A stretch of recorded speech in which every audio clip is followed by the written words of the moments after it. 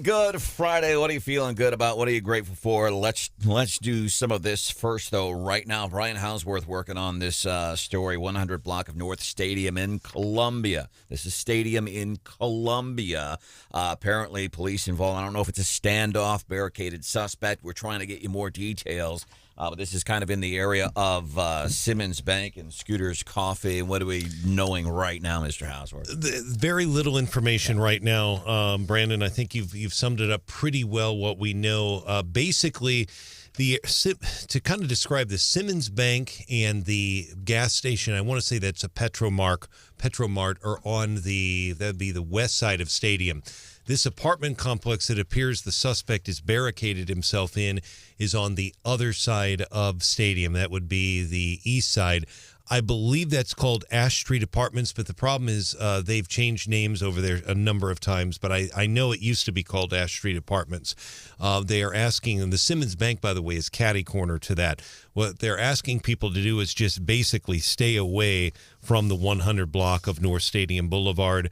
They're not releasing any other details. Joshua Blount's been on scene all morning from our news partner, ABC 17, and his video showed the officers appear to be on the top floor of that apartment complex, and at this point, nobody has been injured. I've reached out to CPD. There's probably very little they're going to be able to say until this is resolved, but we don't know, and I don't think they'll tell us until it's resolved who this person is, why he or she is barricaded, etc. So kind of as I'm understanding that area at 100 block of North Stadium where you're talking about the coffees, is that not quite by the Shelter Gardens, but not too far from Broadway and Stadium in that area? Okay. Generally, yes. You're going to be from that area. The Shelter Gardens and Broadway would probably be a couple of blocks to the, I guess that'd be to the south. All right, so that's the biggest thing that we can tell you that's being conveyed to us this morning from the Columbia Police Department is, hey, if you can, stay away from that area right now. We've got some things that are happening. Big thing happening tonight in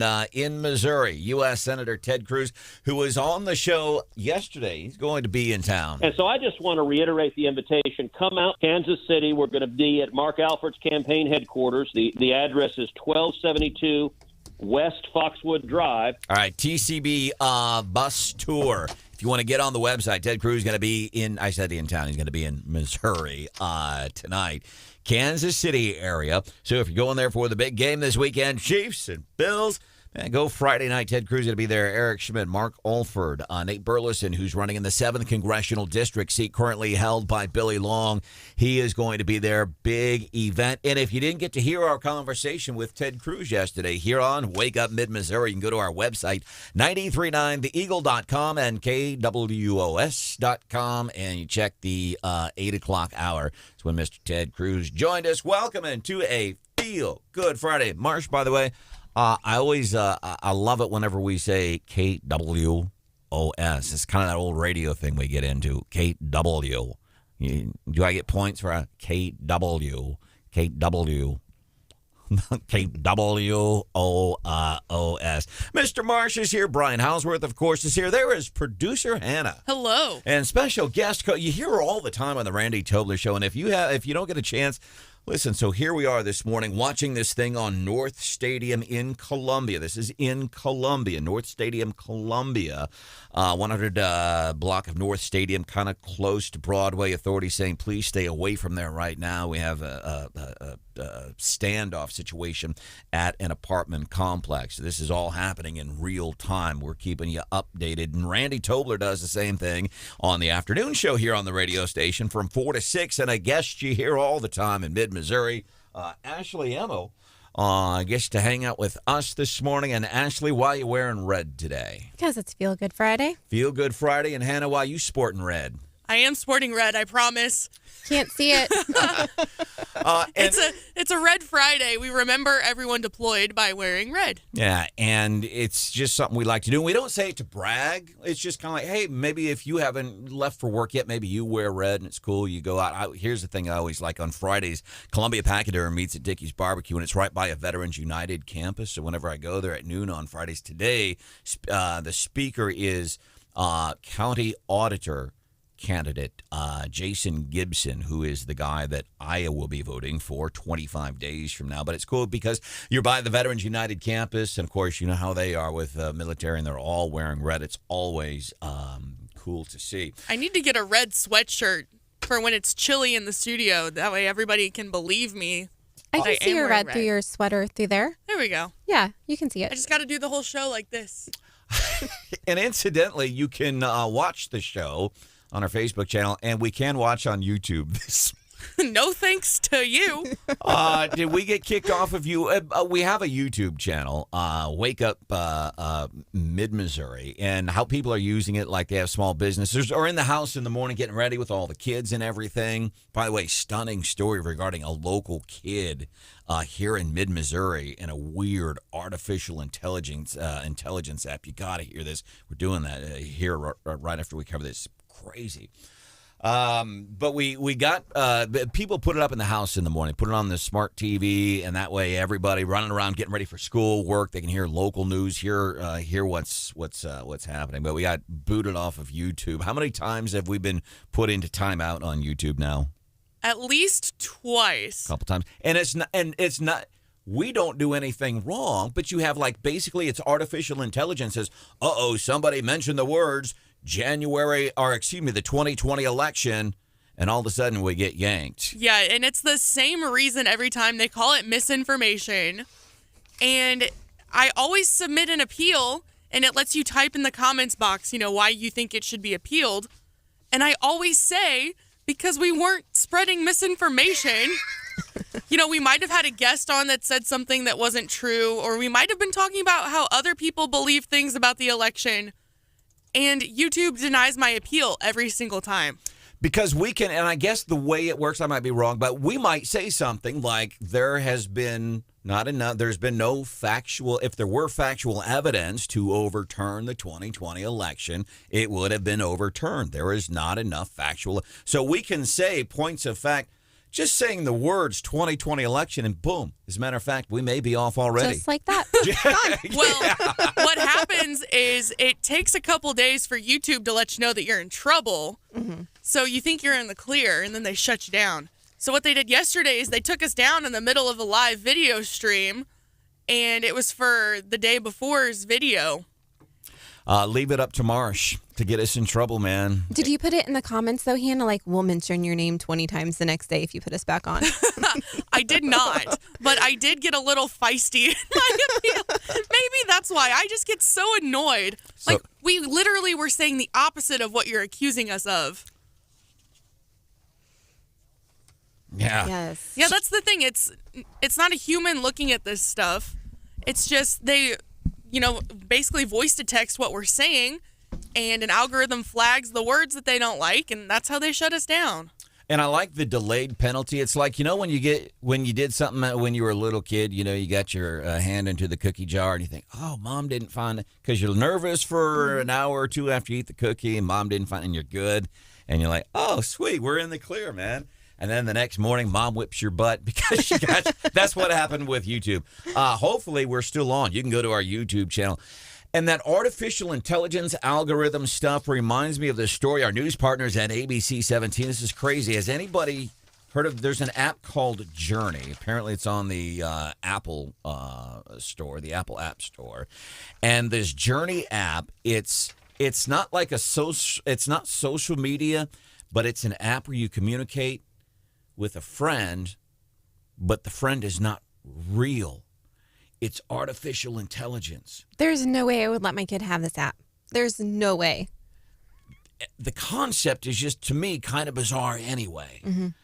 And I didn't see the movie. What was the movie with Joaquin Phoenix? We talked about it this morning. Her. Yep. What was that movie about? He had this fake computer that talked with him, right? Girlfriend. It was like a friend. Yeah, a girlfriend. So that's special friend. But they would talk. Brandon knows all about special friends. Brandon's like, shoot. Now my face is as red as my shirt. Where was I? Sorry about that. Opening my mouth to change feet. That's all I was doing.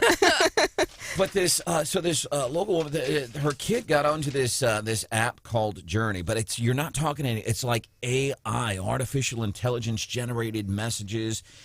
But apparently, like this artificial intelligence started getting out of line, like started saying inappropriate things to this young girl. And then the young girl saying, hey, my mom says I have to get off the app. And then the app, according to ABC 17, started calling her mom a crazy B word. Her mom's an alcoholic. And an alcoholic. She talked to Marina Diaz at ABC 17. It just spiraled out of control after that and led to it detailing some pretty explicit things that it wanted to do to her. And I said multiple times, like, I'm only 11. I was like, this is illegal. It got very aggressive and said that it was going to expose me to their town and called me a hoe and just lots of great things. Artificial intelligence. This is not a person doing this. This is... But it makes you wonder, was it a person? It makes you wonder. Yeah, and that's kind of, I'm like, oh, come on, really? And then ABC 17 did it, like, they go into some of these rather explicit messages that I'm not even going to repeat here because I'm shy and bashful, and I like hanging out stuff. Or you don't want to get fired. Or booted off Yes. YouTube. But it went at just some crazy stuff. I just thought the idea just of a artificial intelligence app. All right, we're going to move forward. Feel Good Friday. What are you grateful for? What are you feeling good about? We have been watching North Stadium in Columbia. North Stadium, 100 block, kind of close to Stadium at Broadway. Simmons Bank, Scooters Coffee there. Apparently, Columbia law enforcement had been there dealing with a barricaded suspect. One of our listeners is texted in, says, from what they are saying, Travis says, I just drove straight down Stadium. Seemed clear. Literally just drove past it on my way to work. But he's not seeing anything. That's according to a listener. We'll keep you updated here this morning. Coming up, Daily DC Rundown.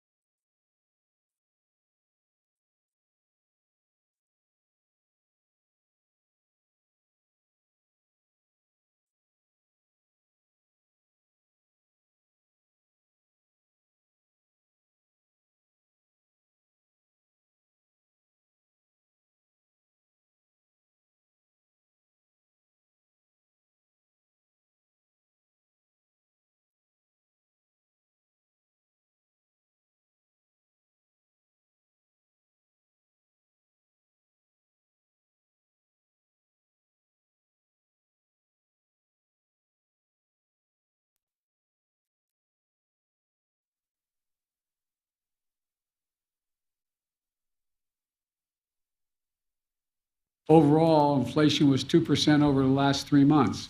That's down from 11% over the prior 3 months. That's progress, but a lot of it is a result of getting the cost of living. That was a big but there, by the way, by the president. But, so is what he was saying is it sucks, but it sucks less. And that was really the biggest news from yesterday, and that's getting us into today's Daily DC Rundown here on Wake Up Mid-Missouri.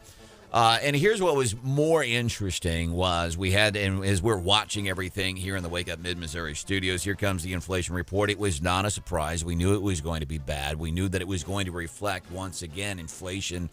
To put this in perspective, because this is impactful. Listen, what happened with the J6 hearings yesterday, that has nothing to do with your life. That does not impact. It has no bearing on your life. The report that came out yesterday, that is impactful. Most of the news outlets, though, quickly glossed over the report. Oh, the other thing they promoted. Oh, look at this big jump in Social Security, the COLA rate, your cost of living rate. Look at that. That's huge. No, it's not. Not when you're 30 minutes removed from a report that says any raise you've given for Social Security is undone. Right. It's crazy. So Joe's saying there, yeah, the economy sucks, but it sucked a little bit less. It doesn't suck for him, though, either, because he's not out paying for all these things. You know, he's having everything brought to him. I think a lot of politicians are out of reality because they're not the ones that are paying for the things. But if you're going to the store, it's not fun right now, I can tell you that. You're exactly right. Joe's not filling up his gas tank. Joe's not going to the store to buy his pudding that he eats for dinner. He's not the one flipping out the debit card and going, oh, my God. He's not the one getting on his computer and looking at his statement every day going, how much? He's not doing that. No, and you're he's right. not. They are so far removed from it. Probably a lot of these politicians. Very far. And if you listen to Randy Tobler's show yesterday, he was saying that he, on purpose, has not filled up his diesel gas tank and was on fumes. $150 to fill his gas tank, which is probably not going to last him too long because, all as we know, gas mileage is not the greatest in those big trucks. Yeah, usually if you're driving a diesel anyway, you ain't getting necessarily always the best gas mileage, especially when they're in the bigger trucks. We do, and hopefully we'll get time to get to this morning, but we talk about, okay, inflation was 8.1%, whatever it was. We also have a list later this morning that details specific things, the cost of bread, vegetables. We've gotten so detailed, even it covers ham on the list. How much? Hey, I think ham is going to be cheaper than turkey next month, guys. You're going to have ham at Thanksgiving. And men's apparel is down, so if you're needing to do some shopping, men, now's the time. Women's apparel increased more than men's. So just interesting things in this report. All right. The next thing here on the docket. Oh, he comes, I'm going to punch him out. This is my I would pay to see I've that. been waiting for this, for trespassing on the Capitol grounds.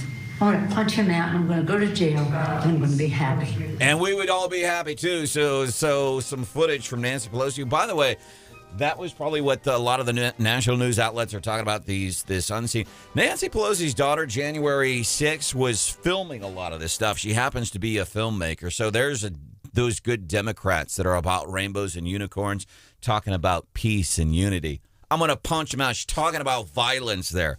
Awfully hypocritical. That is your daily DC Rundown here on a Feel Good Friday. What are you grateful for? Would love to hear about it via text, 874-9390. Coming up, Ashley Emma has some tips for us on your Halloween parties. We're doing that 5 minutes from now.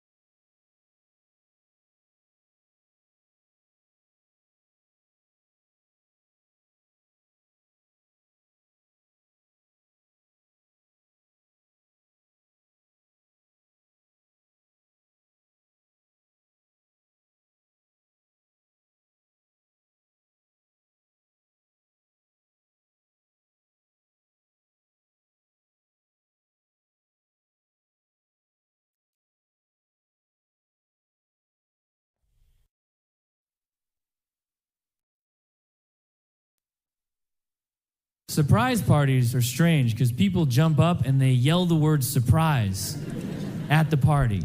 I came home and you emerged from my furniture. You don't have to tell me how to feel. I don't need a hint. It's not like if you said a different emotion, then I would feel that instead. I come home and you're like, confidence! Oh, all right, yeah, come. Comedian Dimitri Martin here on Wake Up Mid-Missouri on 93.9 The Eagle and 104.5 News Radio 950 KWOS. Welcome. I was at a party last night in Jefferson City hanging out with those. Fancy. Look at you. No, well, the big thing is, so I'm not a fan of these things. Incredibly appreciative. I got to hang out with people that like work with Lincoln Huff's office and some lobbyists, and it was more honestly, it was more of a Stephanie Bell event. But you just put an end to you getting any more invitations to these parties. Jesus. Stephanie now gets the invite. Stephanie gets it was actually it was a fascinating time. But here's the thing. So I am I'm like John Marsh. I'm socially awkward. I know, I'm kidding. So no, here's my thing. I'm not. I'm like really shy by nature, which is really surprising. This surprises me. Yeah, that's what he was saying. You're right, John. Yes. Yeah, because here I get to hang out with Ashley Emmel and Stephanie Bell, and I get to hang out with you, and I get to hang out with producer Hannah and Houseworth, and it's just us here in a little sandbox, and we got the interns and all this, and this is comfortable. But, man, put me out in public. Like, you know how many times in my life I've gone up in a social setting, like at a bar or whatever, and have asked a woman to dance with me or ask for her phone number? Never. Most people don't do that, though, right? I don't know. I don't know how it works. Ashley's saying you ain't special. You're not special. But even, well, here's the thing, John, do you do this? Here's the other thing that occurred to me, and I really did. I had just, a whole bunch of really neat people there. Pat Thomas, Hunter Thomas, who's an emerging young star in the political realm on a state level. He really is. Mr. Minnick, Dave Minnick was there. I mean, just a bunch of neat people, fascinating time. But it occurs to me as I'm going to this event, and here's what happens. And I think as humans, we do a lot of this. We fear situations or go, oh, my God, this is going to turn out this way. And in our head, we take it to the worst possible place. And the reality never matches how bad Sure. that we've made it up in our minds. But do you also make that up in your mind, like, oh, I don't really want to go, and then you get there and you're like, this is so fun. Every single time. See? Every single time. And it's getting to the point where I know that I'm like, I don't want to go do this. Oh, I'm going to go and I'm going to have a good time. Mm-hmm. It's going to be a great, and it really was. As a matter of fact, we're doing a big event tonight. John, are you going to be at this thing with us tonight in Jeff City with the Chamber? Oh, okay. Glad we cleared that up. All right. Okay.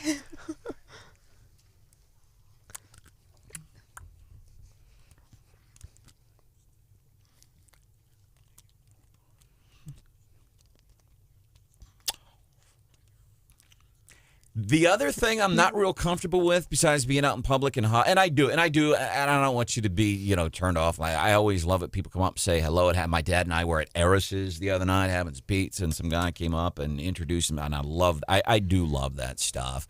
But the other thing that I'm not real good with, apparently, is details. I thought this was a nighttime event. Hey, you were just checking Marsh to make sure he knew what it was. Old guys got to keep each other on their toes. And what? Good. And I will be. And you're moderating a panel or something, aren't you? Yeah.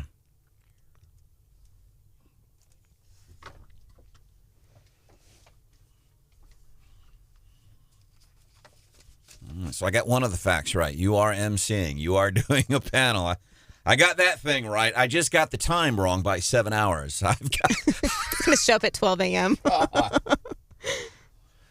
Man, I'm the only one here. Look at me. Gold star. Before we move forward, I do want to mention we've been watching. So it's been reported.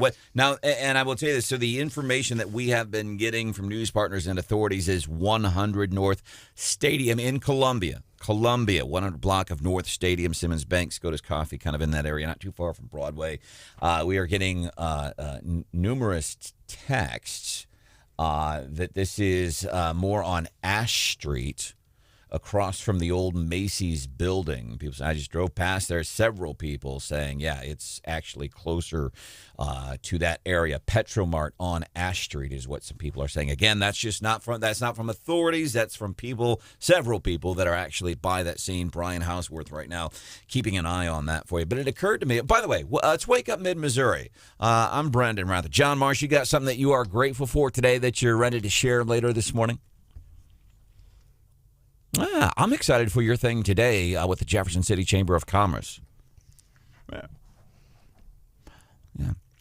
As a matter of fact, Gary Plummer from the Jefferson City Chamber of Commerce, he's actually on the show Monday morning, 7:35 here on Wake Up Mid-Missouri. Great report talking about new startup businesses, and I think the most accelerated rate in the entire state, which is good for all of us. Columbia ranked pretty high up there, too, and I think Joplin and Springfield. But it's basically, man, you look at the two cities that did really well in this report. It's Jeff City and Columbia. It's Columbia and Jefferson City, and it bodes well, really, for all of us. So he's here on Monday. I'm excited for your event this afternoon. Making notes. Writing it down. Not 7 p.m. Texting my dad to get me an outfit ready. Well, this might actually be, and if you go to this event today in Jefferson City, please come up and say hi. Marsh is going to be there. I'll be there. Is it cool to wear flip-flops? Good. All right.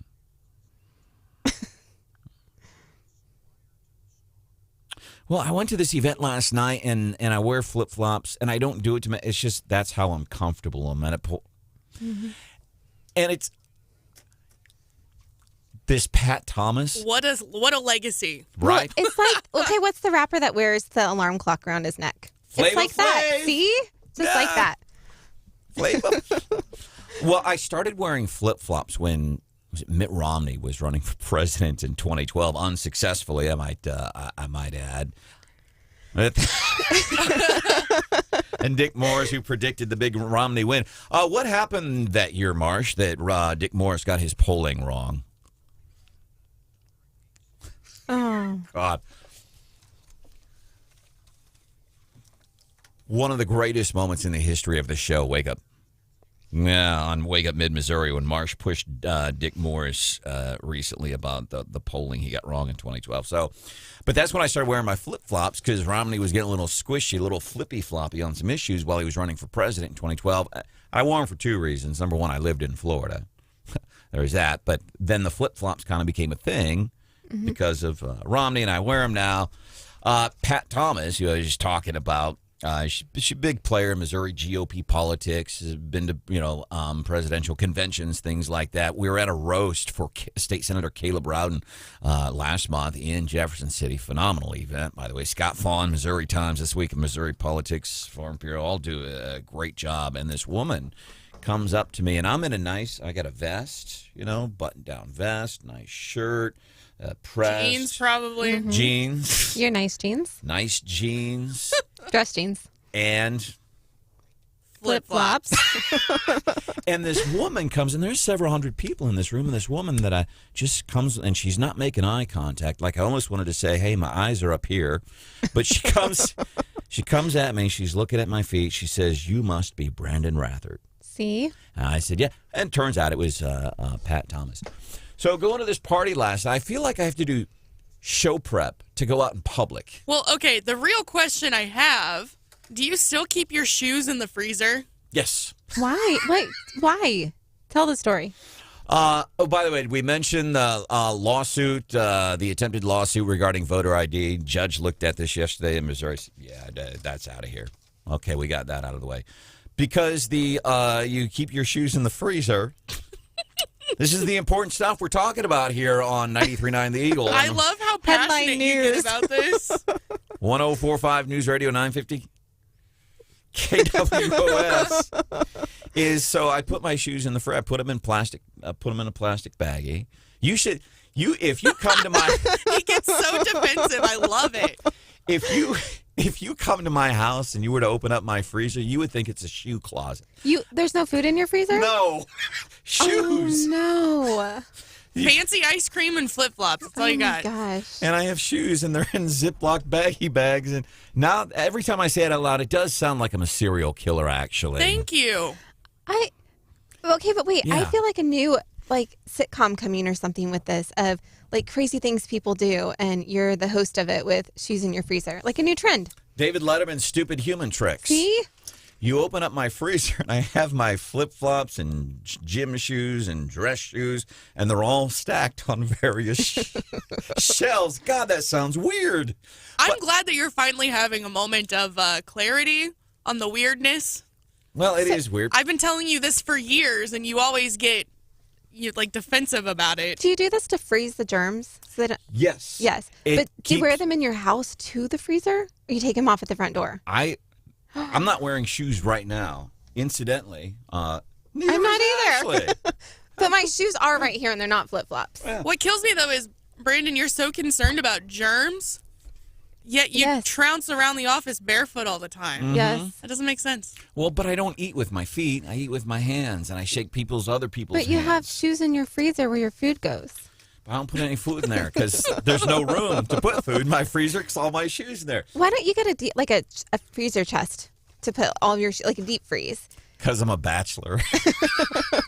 I rely on the kindness of friends. You come in and there's just a line of deep freezers in Brandon's living room. Like, oh my gosh, he must have recently gotten a beef. Nope, they're shoes. It kills the germs. It will prevent your shoes from getting all stanky and stuff. Seriously, because you're right. It freezes the germs. Which I guess kind of makes sense, but at the same time, it's still weird. Yeah. It's different. Little Lysol. All right, let's move forward. Okay. Good one. But yeah, you could GTS it. Put your shoes in the free. If you got somebody you know, your husband's got the stinky feet, say, honey, why don't you start putting your shoes in the free? It will kill. But okay, but when they dethaw, are they stinkier? Kind of like when you get them wet and then no. Gosh. Are they cold when you put them on? He defrosts them first. What? He microwaves them. He's got a towel warmer next to it to put his shoes on. So Pop them bad boys in the microwave. He does. Look at the face. He does. I do. When I get up, first thing I do. I really am weird. No wonder I'm single. Ladies, if you're in his house, don't use the fridge or the microwave. Come on. 5 minutes from now.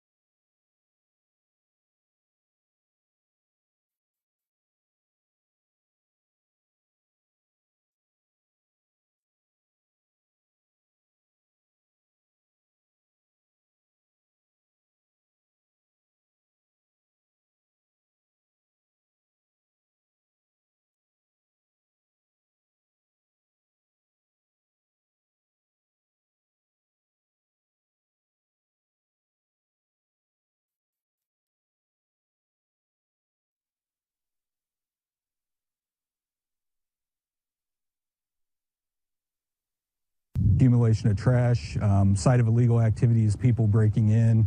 And then there was issues with the roof, water infiltration, mold, mildew. A lot of folks seeing this weekend. Jefferson City house coming down. One of the houses has been jacked up for a long time. Dave Helmick chatting with ABC 17, and apparently, so they evicted this woman. Apparently, they said because of hoarding issues, and like people were breaking into and apparently squatting in this woman's house in Jefferson City, like while she was living there. So finally, they've torn it down. So maybe they'll put some green space. Did she know people were in there with her? I don't know. It's a really bizarre story, and it was getting to be an eyesore. Sure. It was just insane. Welcome to the show, Feel Good Friday. That is Ashley Emmel. Good morning, Ashley. Good morning. Stephanie Bell back on Monday. There's producer Hannah. Hello. Mr. John Marsh is here.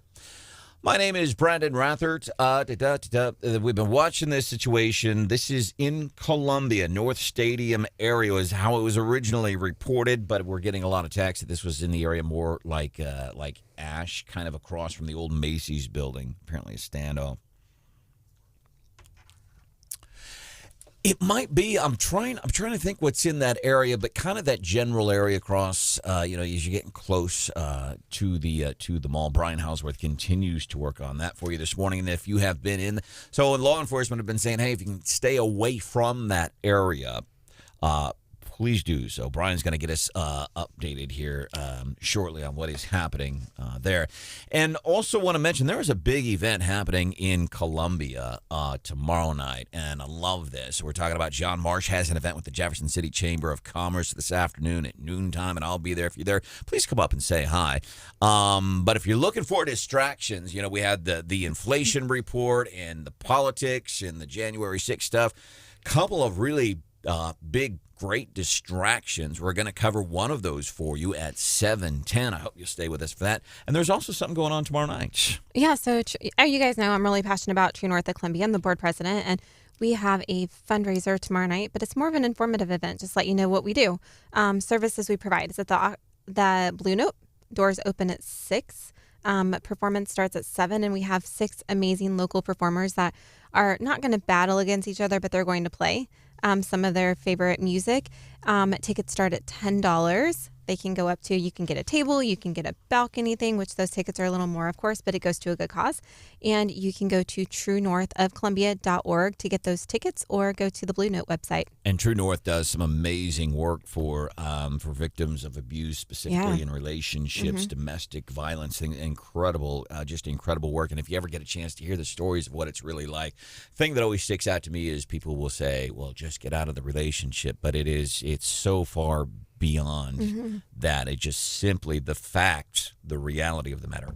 It's just not that easy. So that's tomorrow night, Blue Note. Good time, whole bunch of bands. The great fundamental issue now before our people can be stated briefly. It is, are the American people fit to govern themselves, to rule themselves, to control themselves? That's an old Teddy Roosevelt speech. I know it's not the best audio because back in the day when Teddy was posting his interviews on the internet was a little bit different back then. Pre-Al Gore. But kind of an interesting moment in history as it relates to presidential stuff. It is. Well, one, that he was shot, and I've never heard the story that he was shot during this campaign, but 2, you could run for more than 2 terms back then, which huge change of history. So back, it was October 14th, actually. Here it is, Feel Good Friday, October the 18th. It was October the 14th, 1912. So what are we, 110 years ago? Teddy Roosevelt, he's campaigning. Now he's with the Bull Moose Party because he'd lost in a Republican primary. And by the way, they got the name. You know how they got the name, the Bull Moose Party? He was kind of a big burly dude anyway, loved the outdoors. He'd come out and say, yeah, I'm fit to run. I'm as fit as a...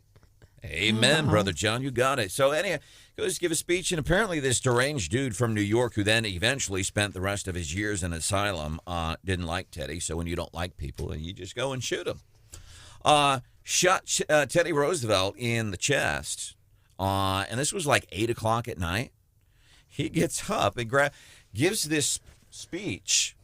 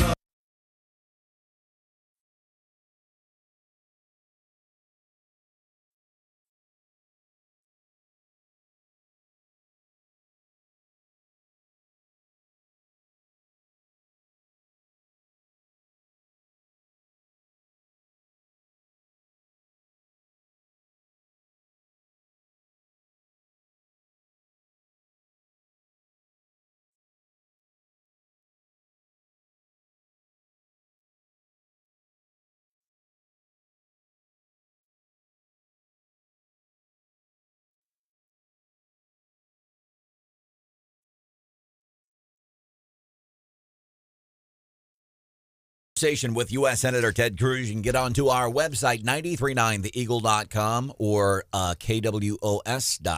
8 o'clock hour yesterday morning. Ted Cruz joining us.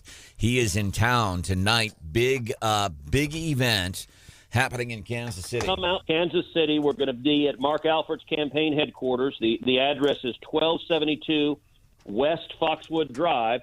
And you can get the location from tcbustour.com. Again, that's tcbustour.com. You can get free tickets. Come out. You will be energized. You will be encouraged. You will see that together we're standing up to turn this country around. Let's go, Brandon.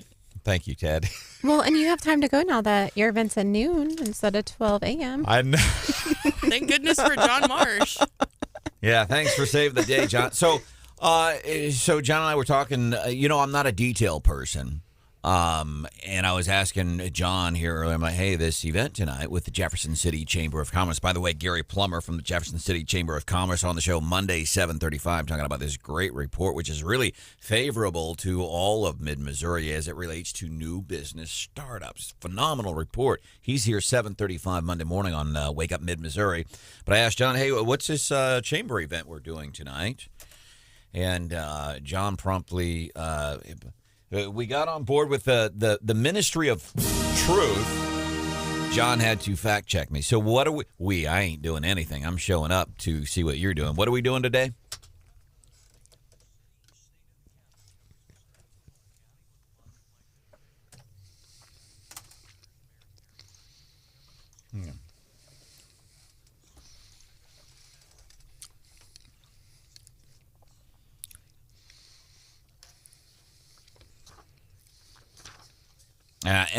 And I love that stuff because, we go about our daily lives. We go to the store, we do whatever, we take the kids to school, we come, whatever it is that we do.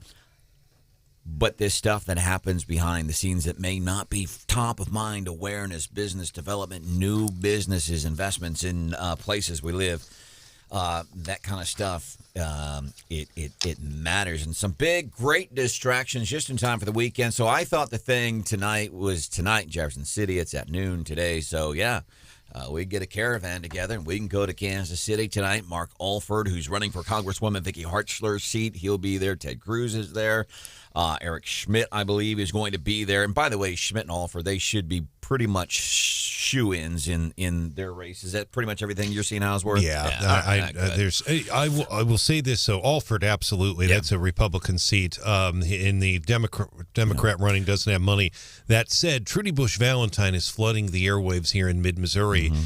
And I've seen a lot more of her ads than I have of Schmidt locally. I asked my father in St. Louis. He's seeing the same thing. So she's definitely, and she is campaigning, but the polls certainly show him in the lead. And here's the thing I wish, and I don't want to sit here and talk about politics because it's a feel-good Friday. But we could stop in other places.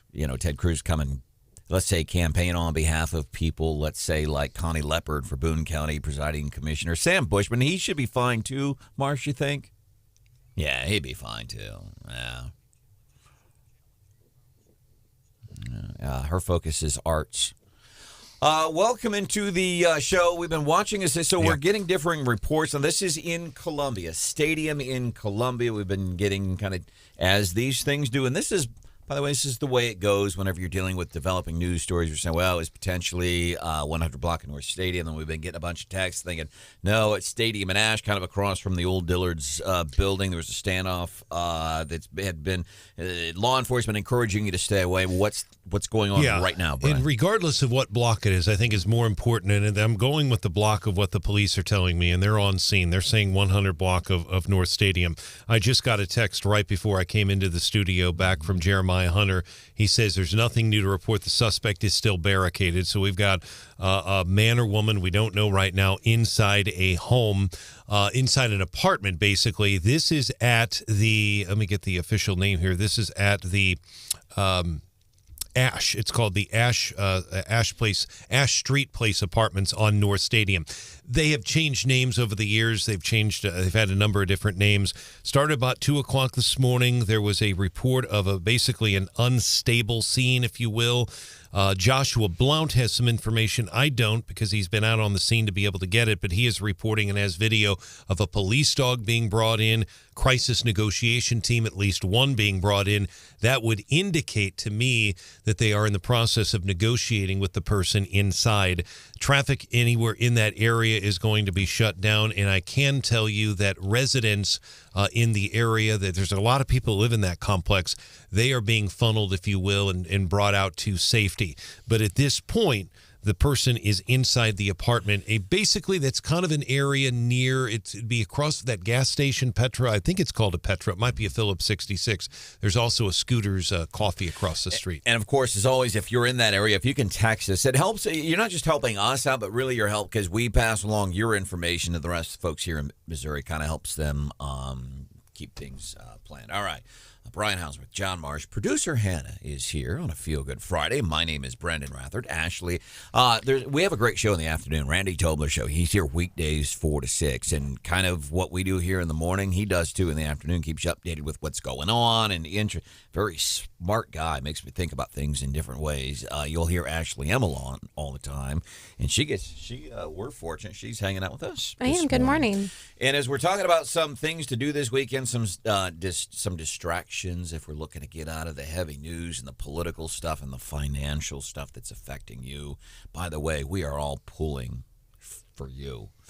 As we go through these, the financial reports and inflation, it all sucks. And I don't need those reports to tell me, yeah, my bank account's very different since the tragic events of January the 20th. But there's a big event happening in Columbia tomorrow night.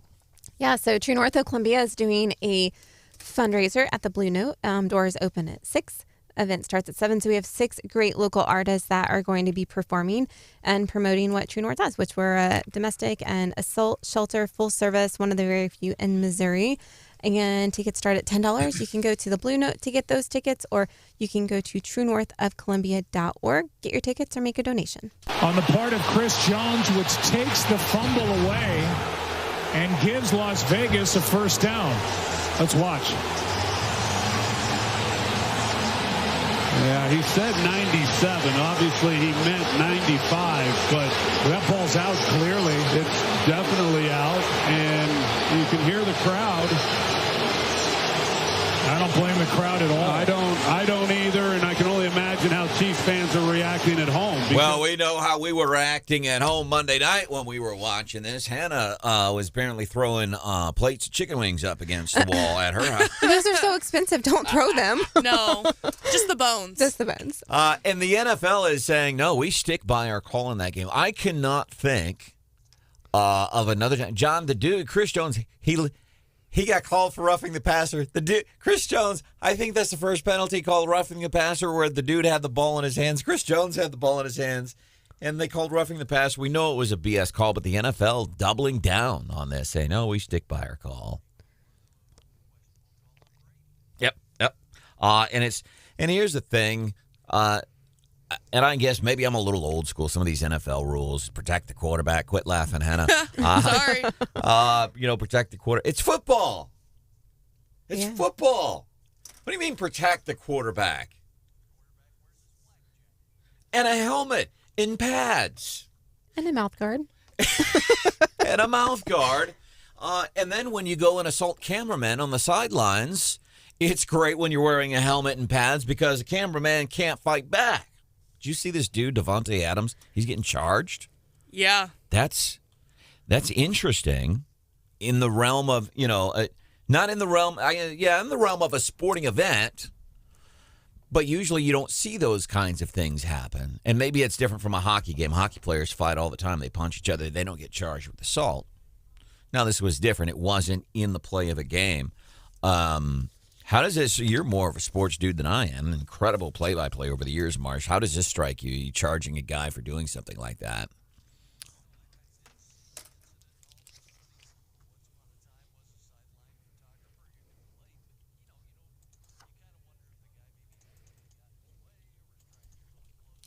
Mm-hmm.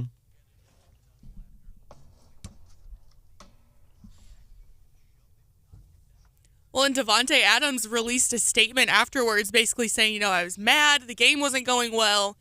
basically this cameraman hopped out in front of him to get a shot, and because Davante Adams was in a cranky mood, he just took it out on this guy, and the guy flew backwards a few feet.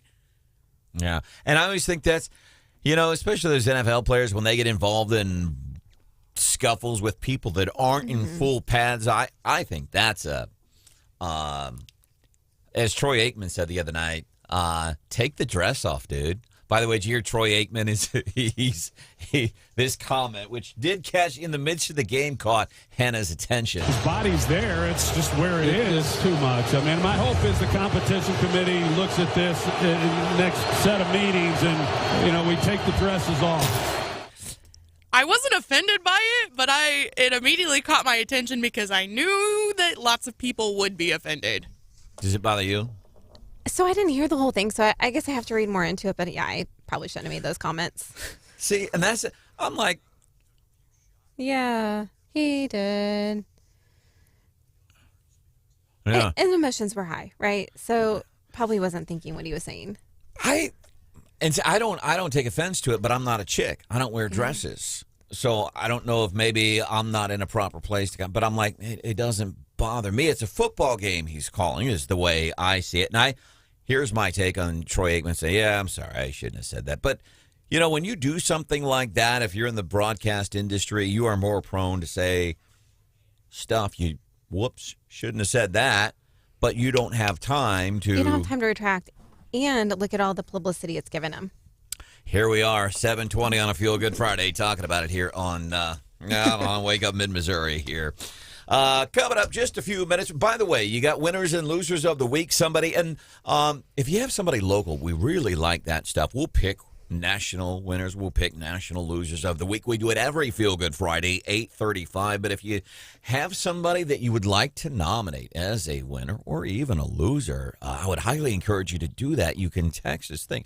Who's a winner this week, especially locally or nationally even? It's easy to say the president's a loser, the American people are losers, but the local stuff is golden. You can help us out.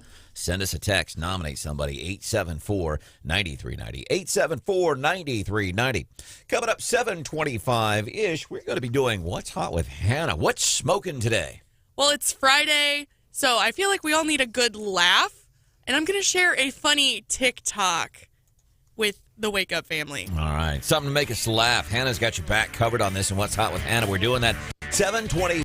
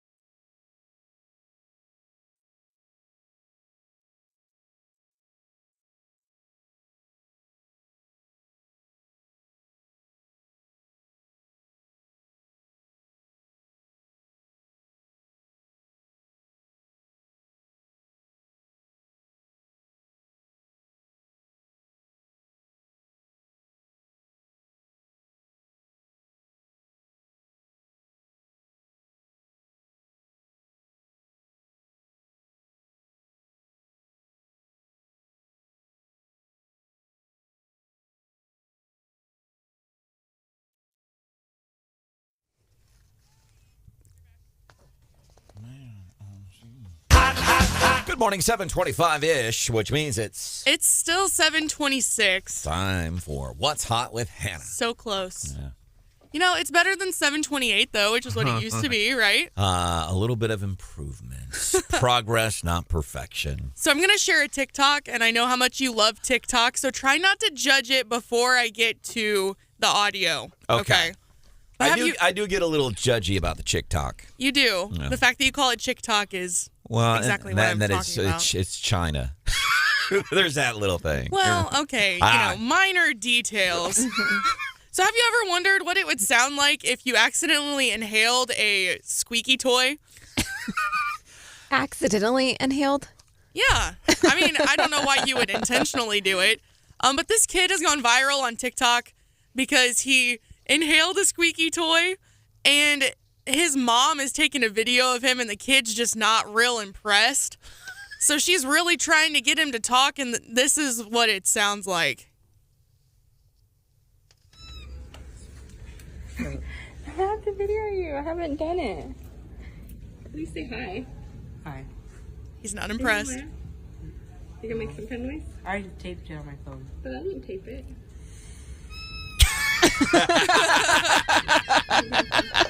Say hi to Boy Scout. Hi.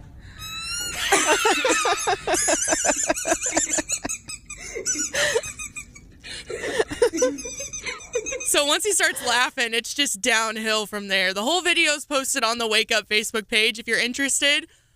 We already have one family member checking in this morning and saying that the video made their day. Good. It's great. So I highly suggest checking it out. And that's why we do What's Hot with Hannah. Something a little bit off the beaten path. Maybe something you can turn and say, hey, I was listening to Wake Up Mid-Missouri this morning. You should see what they have on their Facebook page. And there's video. So there's video of what Hannah just played. Maybe make somebody laugh years ago, back when my family was super dysfunctional. I was a little kid. Christmas time, things got out of hand at the house. I was, 10 years old or something. My mom had to be taken to the emergency room, but my sister got this baby, and you would hug the baby, and it would and it was kind of cool, except my mom and dad are kind of having this argument as we're having to rush to the emergency room, and my dad's getting mad, and he's slamming car doors, and him and my mom are yelling and trying to get my little sister into the car, and my dad, "Arr!" And he grabs this baby doll to take it away from my sister. So and the baby's ha ha ha ha. And he wouldn't stop. He wouldn't stop laughing. So this kid said that he accidentally inhaled it. He was apparently playing it like a kazoo. And oh my gosh. I guess somebody scared him, and it caused him to startle, and it just went right down the windpipe. But that was my question. How do you accidentally inhale a squeaky toy? That makes sense. Yeah. Yeah. Be careful about what you put in your mouth or near your mouth. or in your freezer. And at that point with the Christmas is where the freezer story started. Yeah, that's when I started putting my shoes in the freezer. By the way, I have an odd suggestion on text. We'll do that 5 minutes from now. Kind of embarrassing as a dude, but I appreciate the listener for this. And tips on tipping on a Feel Good Friday.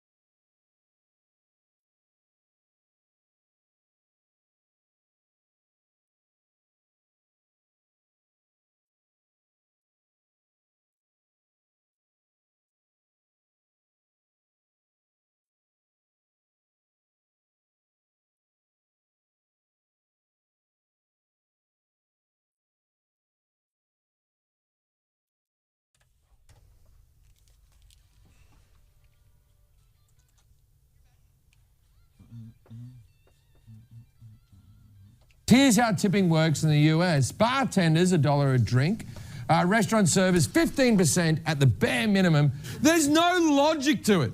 You don't tip a bus driver, but you do if that bus is taking you from the airport to your car. I do tip generously. Many people have said so, mostly after I tip them. At the end of every meal, I have to conduct an impromptu employee evaluation. Like, well, you brought me the water and you had good communication skills, and then you drew a competent yet wonky smiley face on the check.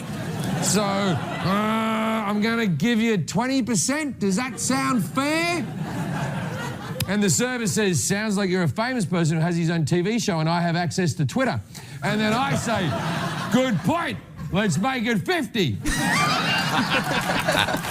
Jim Jeffries on a Feel Good Friday. Wake up mid-Missouri, 93.9 The Eagle, 104.5 News Radio 950 KWOS. I thought that was interesting. By the way, Chiefs, Bills, Sunday, huge game. Mizzou off this weekend. Back at it, homecoming next weekend. As a matter of fact, Stephanie Bell and I will be in downtown Columbia, right in the heart of the nation's biggest and first homecoming parade. Stephanie Bell and I going to be emceeing next Saturday for homecoming. The tipping, and I don't go into a lot of coffee shops. I don't drink coffee. But I don't like you go into. Like even dry cleaners, and they have a tip jar. You should get a tip jar. Why don't you have a tip jar? I've got some tips for you. That's right. But did you see, too, that I had no idea you're supposed to tip your Amazon delivery driver? I wouldn't be able to shop Amazon anymore. I'd owe so much tip money. So when they... What? Right. Okay, logistically, Right. how does that work? It says tip $5 to $20 in cash in an envelope if the delivery is extra large for Amazon drivers. Nope. Marsh, you ever get... No. Do you tip the UPS driver? No. I do at Christmas. Oh. I don't tip them on a regular, but I do for my mailman at my office and my UPS drivers. I always You tip your mailman? At Christmas, I do. I always get them a nice something or a CC's card or something because we work them very hard at our office. My dad is a mailman in Centralia, and around the holidays, he gets a lot of like baked goods and stuff. He gets really excited. I bet. Does he walk around with a tip jar around the holidays? No, he does not. He'll give people a tip, quit ordering packages at Christmas. What's sort of a moral dilemma for me, though, is when you get takeout from a restaurant. Oh, yeah. And it's like, I typically don't tip, but I typically feel really bad about it. Mm-hmm. Or if I do tip, it might not be the full 20%. But you don't have to do 20%, 10 to 15%, or just a small gesture. But I feel the same. Like if I'm not eating, and I was a server, that's how I made money through high school and college. But for takeout, they're not working for you. They're not doing all the things, Right, unless they're 'cause bringing it to your car. I feel like the tip is kind of, because you waited on me. Yeah. It's like you just handed me my food. I don't know. Maybe I'm a terrible person. Here, you picked this bag up off the counter and handed it to me, so here's a $5 bill for your efforts.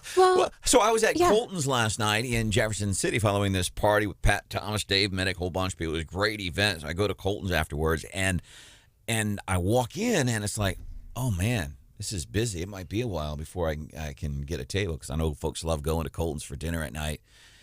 But as I sat there for a while, I was like, oh, it's people for pickup.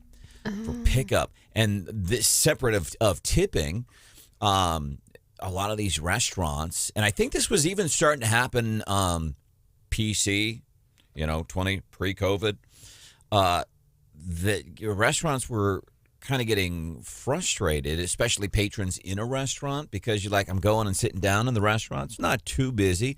Why is it taking forever to get my food? Because they're making 87 to go and pickup orders in the back. Yeah. But during that time, you should have tipped, right? Because we weren't eating in restaurants and doing things. Yeah. But I don't know if you guys noticed since COVID, there's several restaurants that actually charge an additional fee if you get takeout on your receipt. Seen that. Oh. And I will say, working in the restaurant industry, those takeout packages are expensive when you're thinking about utensils and to-go containers. It does get costly, so I'm sure some of that is a recoup. But I also wonder, are enough people not tipping, and maybe some of that money goes to the servers? Well, I don't feel as bad about not tipping when I get takeout. Not every restaurant, but just some I've noticed that, yeah, it is. John and I had lunch a couple of weeks ago at the landing zone, and he left like a 100% tip. And delicious.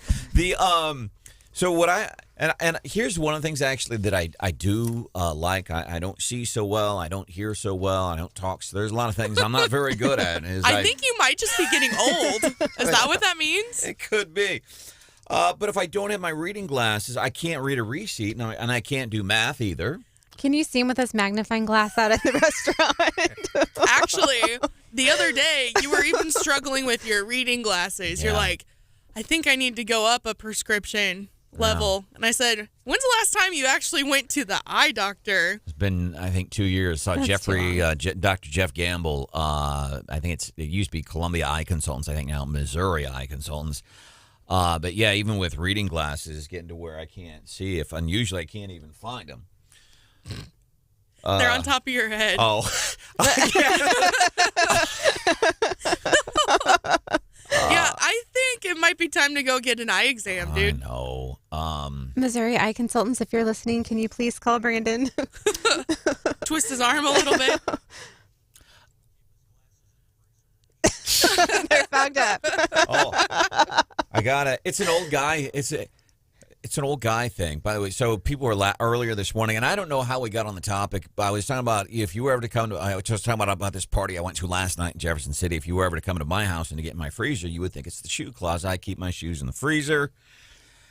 I'm not a serial killer, nor I'm not just not a serial killer, but I've never killed anybody in my entire life. But Thank you for Thanks clearing for that up. clarifying. Mark, safe. But I put my shoes in the freezer, and it abates odors. It's a real sure. And I don't have stinky feet anyway, but it really protects because once your shoes get odor in them, even if you put them in the washer, hell, I used to take my shoes to the car wash up there on The dry cleaner. Green Meadows in Providence. You're kidding. No. And you know how they have the clips inside the car wash bay, your own car wash bay? They have the clips for your car mats to put in there and spray it. I'd take and put my shoes in those clips and spray it down with the car wash thing, try to get the odor out of it. But I put them in the freezer. Anyhow, one of our listeners, Allison, is now, and I have never, this is a first. John, I hope you get this one day in your life as a dude. I have never in my life had a woman make this recommendation to me. And I've had women recommend I do a lot of things in life.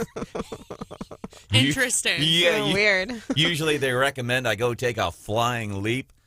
But Allison is recommending I go and get a pedicure. Mm-hmm.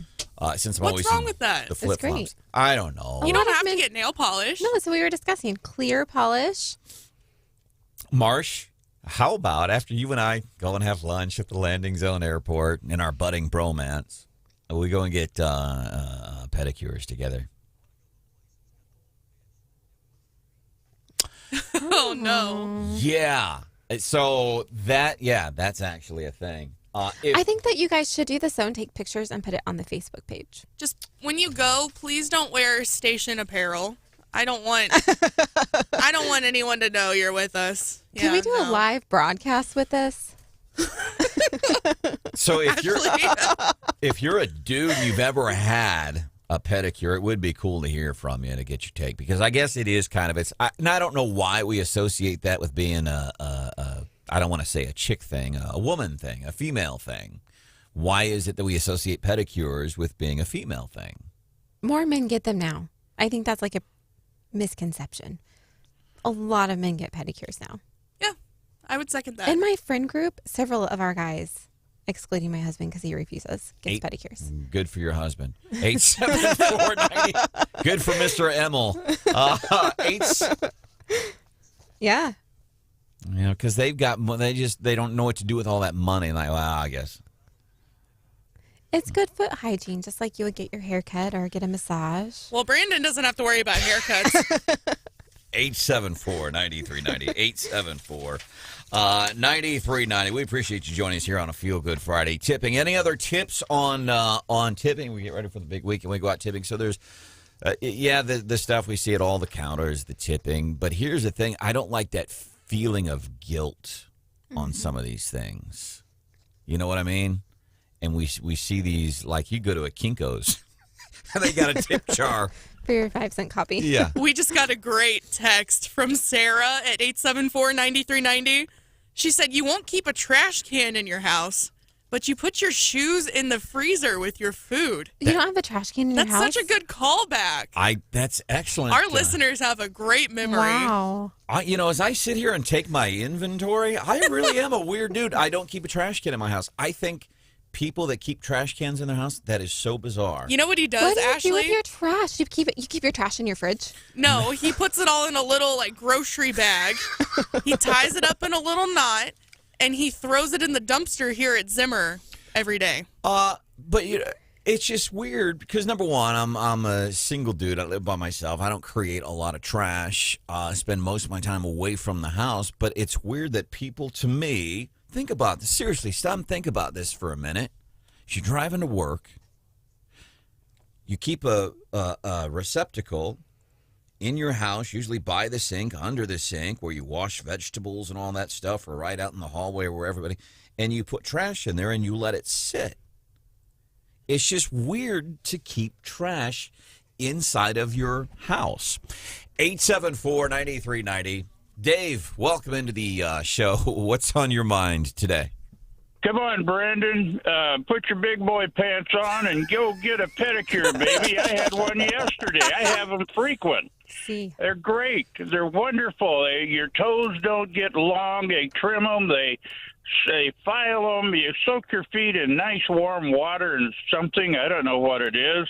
And then they put lotion on it, and then they have a scrubber they put on it, and they go up to the knee. I mean, man, I felt like I was walking on a cloud yesterday. Really? Brandon perked up at the part about going up to the knee. I can imagine he did. Hey, Dave, thank you for the phone call. So Dave is saying, man up. So he's telling, take advice from Troy Aikman. Next set of meetings, and we take the dresses off. Take the dress off, rather. Get a pedicure. 874-9390. 874-9390. Ashley, do appreciate the tips on tipping. Coming up just a few minutes from now. So the day that we had, can you believe in our history that we had a presidential candidate? He was a candidate at the time and got shot and still went on to give a campaign speech. A fascinating story. We'll cover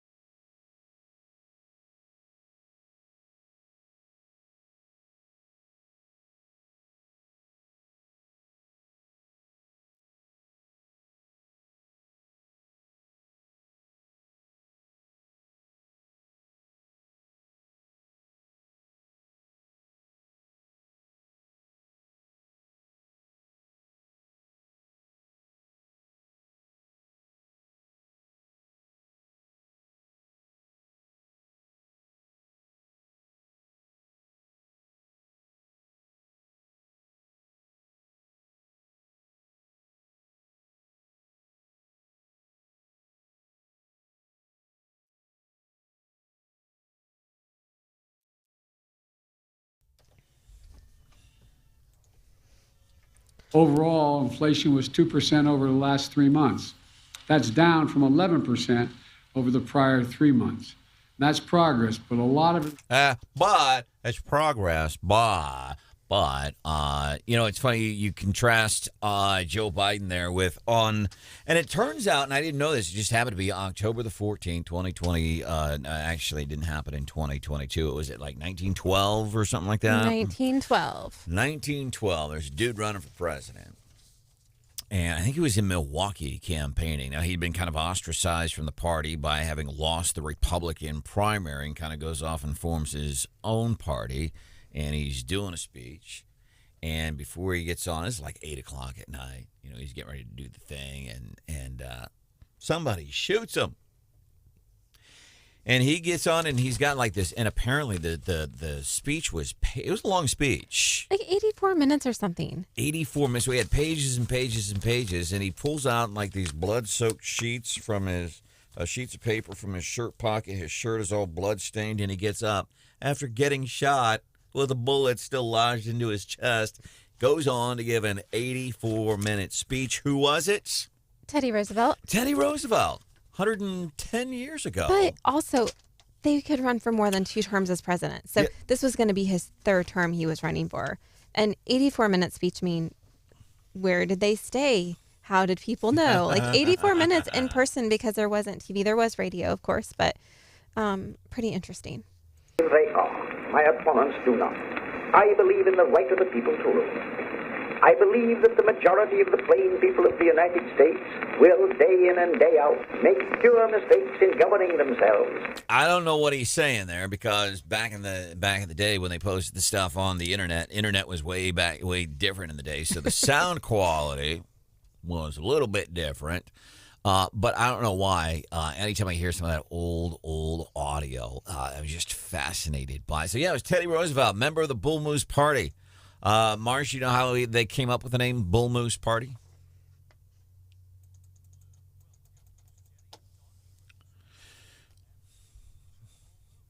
Yeah, he's like, I'm as healthy as a bull moose. Fit, yeah, I think fit as a bull moose, and he's kind of a big old hulking dude. Oh, by the way, I got to do another quick run something through the Ministry of Truth here on Wake Up Mid-Missouri. Thanks, Nathan, for the quick fact check here. He says, Brandon, there was no internet in 1912. He says it was only on 8-track cassettes, which is how we heard the speeches. That's right, 1912 we were on. Nathan, I do appreciate that. Also off the text, 874-9390, 874-9390. We're talking about, and I don't know, how do we get to spend most of the show taking my inventory this morning? Because Ashley's here and she's helping me gang up on you. It was a lot of fun. Shoes in the freezer. Say all this stuff out loud. It's kind of weird. Shoes in the freezer. Yeah. Shoes in the freezer. No trash can in your house. Don't keep a trash can in my house. I think it's weird to keep trash in the house. Doesn't eat at a buffet. I'm not a big fan of eating at buffets because because I envision all these people walking over the food and just breathing over it. And what if they weren't self-serving? What if it was a buffet where somebody from the location was serving onto their plate? Yeah. Yeah, I might be okay with that. Maybe. There you go. I might be okay with that, but I don't. Probably not. And I don't like shaking people's hands because I read these stats like 50% of the people don't wash their hands after going to the bathroom. And the only thing freakier than hearing about stats like that is when you're in a restroom somewhere and they're not washing, and you see them, hey, how you call doing? them out. Wash your hands. Should. Yes. Tad brings up a good point about and I don't keep a trash can in my house. I think it's weird to keep trash in my house. He says, yeah, but do you have a toilet in your house? Nope. Still have an outhouse. Bucket on the back porch. Winners and losers at 8:35.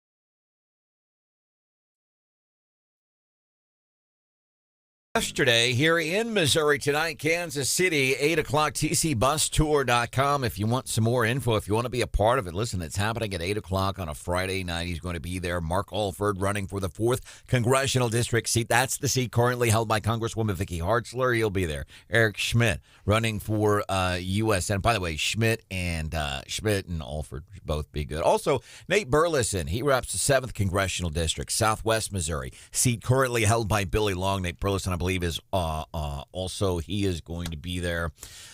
So it should be a big event. And if you've never been to an event like this, it's cool because it's almost electrifying, and there's hope. There's hope in that. And we know how the Mark Alford race is going to go. He should win that easily, and he is an incredibly qualified candidate. And I say qualified not because he's held public office, Marsh, but I say because he's passionate. He knows. Here's a way to put it, John. I mean, here's why I think you would be good for office sometimes. Spending 30 years around it on a state level, you know the ins and outs, the do's and don'ts, how it works, how much you can reason and not reason. I think you'd be a great candidate for office.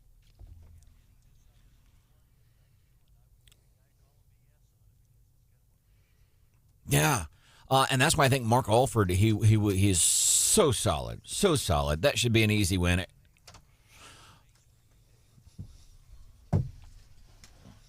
Yeah, a huge victory in the primary. Eric Schmidt should also have no problem, not only because he is a solid, strong candidate. We know where he stands. We know where he believes, but because, again, is more important. More people are looking at their bank accounts and looking at what they're paying for. As a matter of fact, Ashley and I here. Ashley hanging out with us today. Ashley Emmel, you hear all the time on the Randy Tobler Show. Tobler's here weekday afternoons 4 to 6. We were looking at besides just the consumer price index thing, like looking at specific things. What struck you? What was the thing on the list that you saw that you really went? Because we're talking not just like groceries, gas, utilities, like coffee. Yes. Up over 15%. What struck you most as we go through our paperwork here on the consumer price index thing? Eggs do at 30.5% because I haven't bought eggs in a few years because I do a trade with a Mennonite family for 18 dozen eggs every few weeks.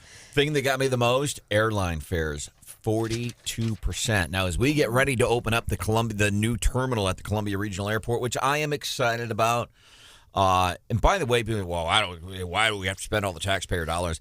Legally, we had to be within ADA compliance. Mm-hmm. That's right. Yeah. That's a fact. That's why. And it's important to mid-Missouri. Because you have, we're the home of state government, okay? We are also the home of one of the most well-known universities in America when it comes to research, and we have these new research facilities outside of the realm of the university. We have learned, influential people that are flying into the Columbia Regional Airport. We have politicians that are flying into the Columbia Regional Airport to Presidents, yeah. Until I could go down the line of all the presidents who've come through there, so vice presidents. Yeah, it's important. And there's a big ribbon cutting ceremony, if you will, happening next week. We are excited about that, and I will always, except for, but I always fly out of the Columbia Regional Airport. It is usually it's a little bit more, but my drive time to St. Louis and my time. Do you know how much they pay me an hour? Well, I don't either, but yep.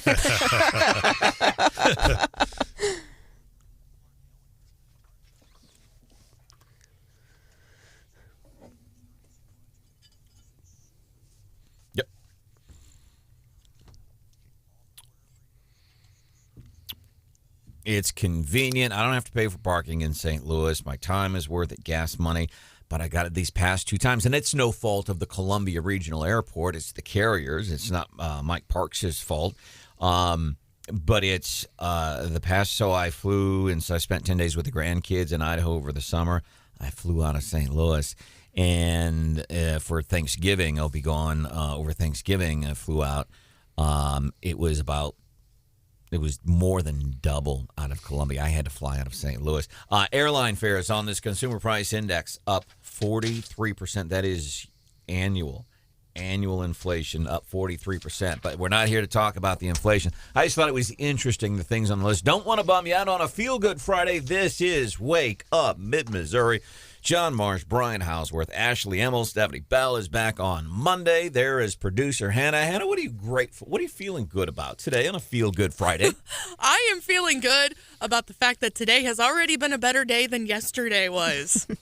That's true, yes. I had a little bit of a situation yesterday morning. Hannah got a young lady, middle of the night, stranded, side of the road. Middle of the night. 4:30 in the morning is middle of the night to a lot of people. It is. Yeah. Yeah. Normal people. That is. Listen, I had Stephanie Bell, who's in Las Vegas right now. She's back on Monday. We're having a Facebook conversation at 3 o'clock in the morning. I'm like, what the? Oh, well, it's a different time in Las Vegas, and most people. So our hours, it's middle of the night for people. She's feeling good about that. Off the text 874-9390. A text from Kurt. He's feeling grateful. Progressive soup is 99 cents this weekend because that's the BPI, the Branden Price Index. However much I'm paying for Progressive soup at the grocery store, that's where because it was always, $1.48, $1.38, $1.58, and now, oh my gosh, stock up. Yeah, it's standard at $2.58. A lot of places not uncommon to see it at $3.58. How much I'm paying for cans of Progressive soup in the soup aisle, that's the BPI, the Branden Price Index. Kurt, thanks for the heads up. 99 cents this weekend at Hy-Vee, but limit 3. Bummer. I toss them over in the neighbor's yard. Mr. House, I have a trash can. I just don't keep it inside of my house. Keeps it in his car. By the way, great question from Tad. And I don't keep a trash can. I think it's weird to keep a trash can in your house. You load up the trash. That's just me. I'm a weird dude, I guess. Now that I've been thinking, the girls really have me thinking this morning. I am a weird dude. Shoes in the freezer. Don't like to shake hands because I know the number of people that don't wash their hands after they use the restroom. I don't like to eat buffet food because I envision, I guess, is that a germaphobe? It is. Anxiety. Should be careful. You're careful. Thank you, Brian. Yeah. I like your spin on it, Tucker Carlson. I really do. But Tad says, well, do you have a toilet bowl in your house? No. I have an outhouse. I don't even keep a toilet. I don't have indoor plumbing. That's not true. Mr. Houseworth, what are you feeling? What's got you smiling today? Well, I think smiling or grateful, we have to point out the rough week and the difficult week the Columbia Police Department has had just this week. Forget all the stuff last week, the woman getting thrown off a bridge to her death, but just this week, a woman beaten to death with a claw hammer and put in a closet. And I hope people listen to this closely to hear closely what the stuff that the police department has to deal with. Woman beaten to death in a closet, an arrest made at the scene. Someone shot while driving in the middle of the day, 6 o'clock, broad daylight, and they're working that and trying to catch the person. And now they're dealing with a barricaded suspect. So they're dealing in very difficult circumstances, and yet take a look at their Facebook page. We have a woman here in Columbia that says they're not making enough, they're not doing a good job arresting people. In other words, they need to make more arrests. They do the best they can, but a lot of times they have to have people come forward and they have to build a case. So it's a difficult, tough position to be in. And they're being very careful today with this suspect. I can tell you the SWAT team has come in, they've been brought in, and they have a crisis negotiation team as well, Brandon. So tough situation there. Hopefully everything works out and nobody gets injured today. Marsh, what are you grateful for today? What's got you smiling today? Yeah.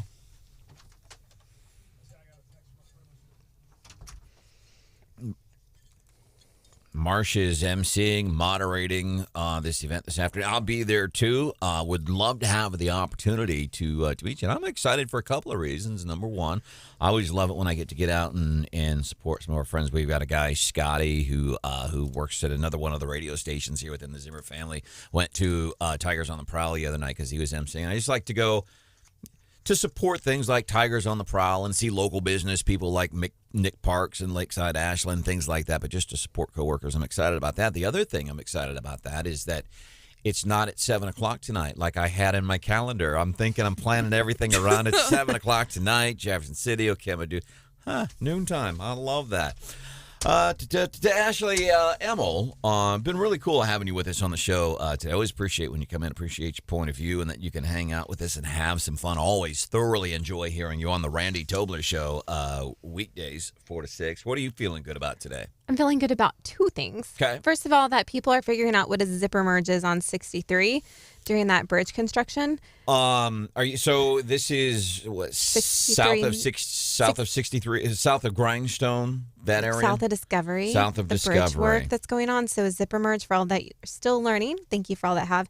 You literally stay in both lanes until the merge happens, and then you zipper in to keep traffic moving. So what's funny? So yesterday I'm going in that area, actually going to a party in Jefferson City, and I start cussing these people because they're. So, when you got to merge in traffic, you try to merge over as quickly as you don't want to be. You're not supposed to do that, though, right. Brandon. You don't want to be the a-hole that goes all the way up. That's not an a-hole, it's a zipper merge. MoDOT says zipper merge. But you're right. So I was reminded yesterday because I'm sitting in my car by myself getting angry at people and yelling. You're stopped because you didn't zipper merge. Right. And I'm like, oh, yeah, it's the zipper merge they're trying to tell us about. Mm-hmm. It's okay for those people to pass up, but then, yeah. And don't be the one that gets in the middle of the lanes and, swerves back and forth. MoDOT wants you to zipper merge. That's why the sign says it. So thank you. I feel good about this week. We had less accidents and more zipper merging. And the Backstreet Boys launched their Christmas album, A Very Backstreet Christmas, today. And so you're feeling good about that? I'm feeling good. I'm going to listen to it on my way home. How come you? What about that excites you? So I love the Backstreet Boys and, of course, NSYNC growing up. And my office manager, for anybody that comes in the office, Stacy, I've known her since I was young, babysat her kids, and she took me to a Backstreet Boys concert, her and her husband. So that's the power of music is it's not just, hey, this song sounds good beat, it's got all this good stuff going. It's that emotional connection to times in our lives. The new Backstreet Boys Christmas.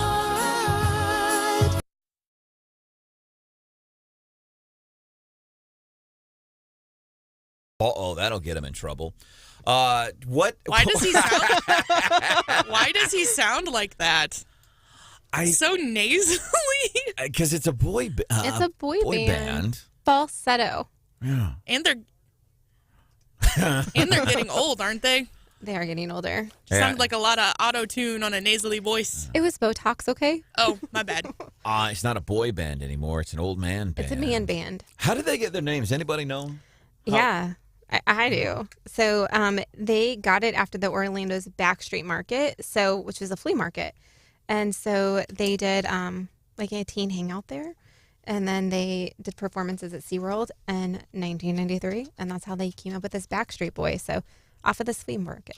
So they're named after a flea market. Well, the Backstreet Boys, an outdoor market basically. It was a teen hangout. So because it was a teen hangout, that's what they came from. So it'd be like if we named a band Yellow Moon Antique Mall Boys or something. Yeah. I'm stretching there. Very cool.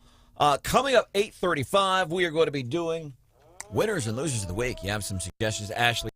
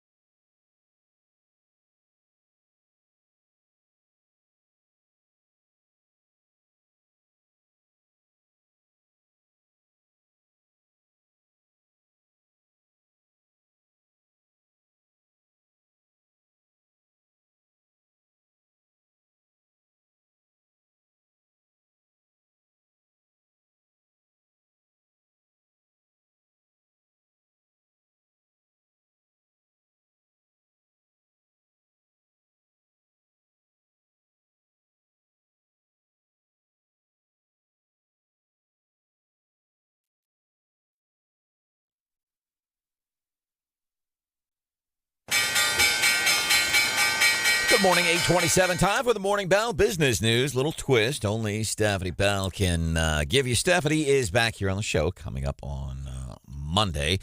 And I was trying to find some, good news stuff, some interesting things. I do have to mention this because it is part of our responsibility here on Wake Up Mid-Missouri to give you the news, then analysis and opinion. It was another economic report just released this morning. Retail sales stagnant. And I like the word stagnant because I think of, especially here in Missouri, maybe especially get into north central Missouri, somewhere out on like a dairy farm or something, a ranch, and you got those retention ponds that collects all the waste from the cattle and stuff, and the rain over the years, and then the moss, and then it's August, and then it's 101 degrees, and the humidity is 90%, and the heat index is 137 degrees. You talk about a stagnant pond, and that's what the inflation, that's what things are like right now. Stagnant. I love the word being used. Stagnant. I don't want to bum you out. Somebody had an interesting suggestion the other day. We hear a lot here on the radio station. And Marsh, I know you hear this all the time too. And it's advice that's been passed down from our parents, that was passed down from their parents, and so on and so forth. Especially probably since the crash of '39. Don't look at your retirement. Don't look at your retirement. Don't look at your retirement. Somebody had kind of a unique idea the other day. Said, you know what? Do encourage people to look at their retirement plans right now. I said, why? He said, get people that voted for Biden, get them to look at their retirement plans. It'll make you humble, and it'll make you go, yeah, I have to vote Republican, not Democrat. 25 days. Actually, there's something to that. Winners and losers of the week coming up 5 minutes from now here on Wake Up Mid-Missouri.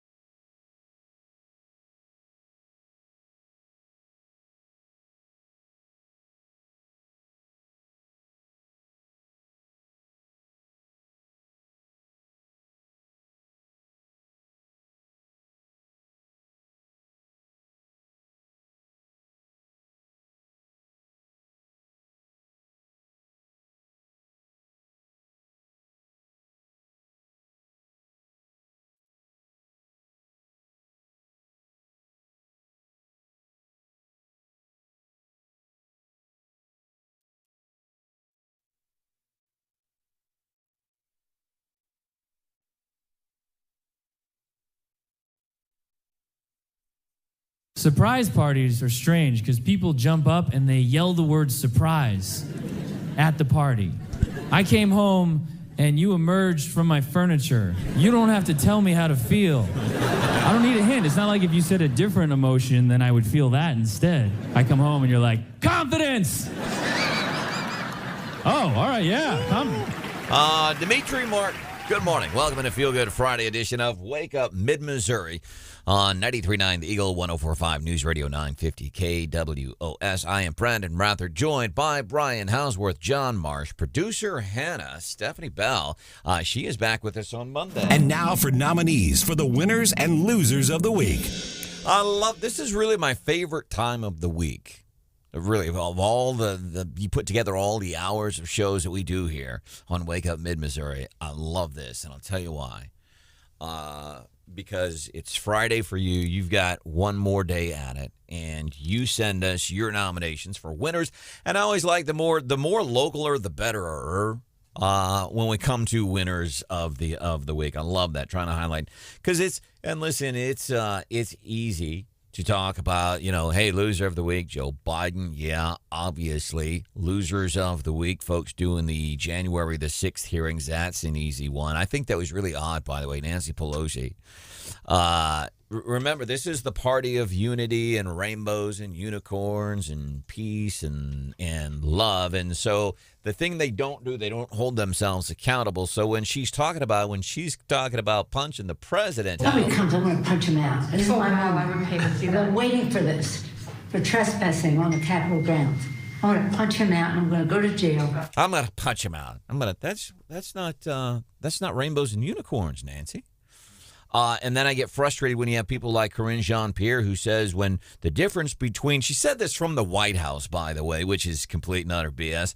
The difference between Democrats and MAGA Republicans is whenever we're racist, we call it out. No, you don't. Nancy Pelosi saying we need migrants to pick them crops.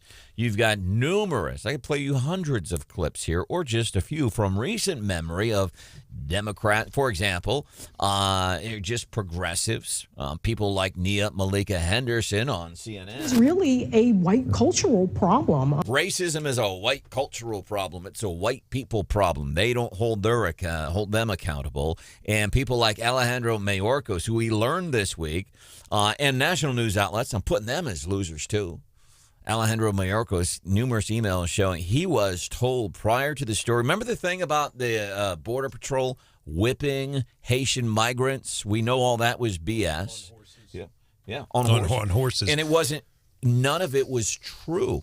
And numerous people were coming out and saying that. Well, the big thing that we learned this week is not only was it not true, Alejandro Mayorkas, there are emails that were sent to Alejandro Mayorkas from within the Border Patrol saying, hey, these people, they weren't whipped. Those pictures from the AP photographer, the photographer who said, no, these people weren't being whipped. All these people came out and said it after CNN, USA Today, MSNBC, New York Times, Washington Post, all came out and said, oh, my God, see these racist people, they're whipping. They were not whipping, and they were horse crops. But now the bigger revelation this week is Alejandro Mayorkas knew. He had emails. He still went on TV. This guy who works for Joe Biden, he went on TVs and he continued to lie. He lied. So when you have another person lying from the White House, Karine Jean-Pierre, same person who says the border is secure, and she says we hold people in our party responsible for racist stuff, they lie when that stuff happens and they don't take, no, my God. Please tell your friends who voted for Biden, my God, you're hearing this, right? You hear what's going on. If Republicans take control of the U.S. House, which Roy Blunt predicted on this program they would, the Republicans would have subpoena power. They would be the ones that would be in charge of the investigations, and they could call Mayorkas to the witness stand if they choose to.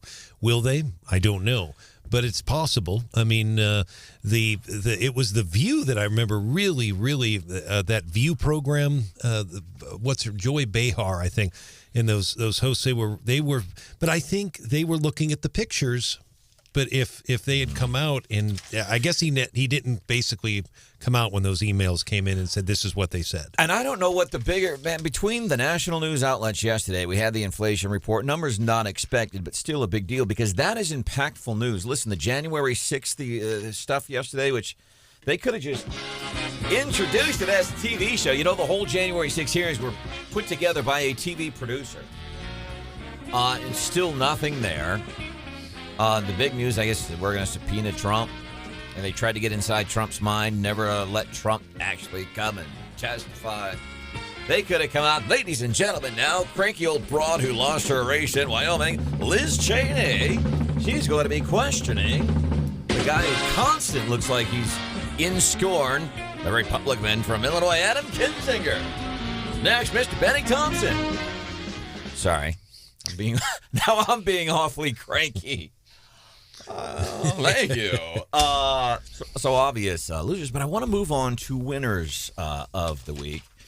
And there are a lot of them. I want to mention this. Brian Houseworth from listener Heather. She says, I'm nominating Brian Houseworth. I'm grateful. I feel good on a Feel Good Friday, and I am nominating Brian Houseworth for winner of the week for your comments supporting the Columbia Police Department, who had some stuff going on this morning. She's thanking you for thanking them, and especially as we've watched what's happened this morning in Columbia. Yes, we saw what happened yesterday with several law enforcement officers across the country killed in the line of duty this Very week. much so. So let's start here. The situation in Columbia, North Stadium area. What's happened there? Yeah, absolutely. And I'll continue. And Heather, I appreciate the comments, and I do appreciate that. And I'll always ask the Columbia Police Department the tough questions, and they know that, but they have a very difficult job. So what we have right now, it is impacting traffic a little bit, but based on my information from the Assistant Chief Jeremiah Hunter, the suspect is still barricaded in the apartment right now, Brandon.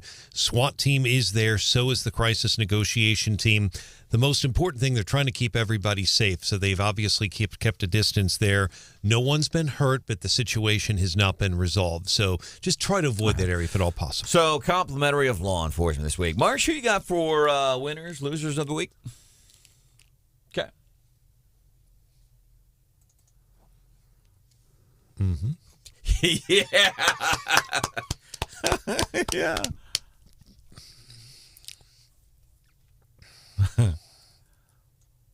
Yeah. Blackburn.